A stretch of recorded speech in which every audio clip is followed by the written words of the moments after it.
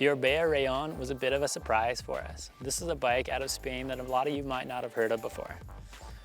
But what it has to offer is a great build kit. You're able to go in and actually customize the build on this bike, which we've done for this one. We have a custom paint job, might not suit everybody's taste, but you're able, if you wanted to, go in there, tweak the colors, make it you. This bike is really fun to ride and I felt a really good balance on it.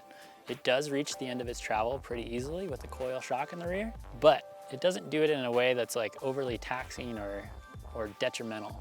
You feel the bottom, but it's never throws you off. It never spits you out sideways. Confidence is very high on this bike and it does well in rough terrain. We often talk about bikes having a very good sense of calmness or being quiet underneath you, and I feel like this bike has that in spades. You're able to look ahead at the trail, think about the trail and not what the bike's doing underneath you. The biggest weakness on the ORBEA, and I don't really feel like there's many weaknesses on it, is that you can reach the bottom of that travel early and more often than some of the other bikes in this lineup. If you were to go to a heavier spring rate, things would improve as far as bottom out, but you'd lose a lot of the good traits in the rough stuff.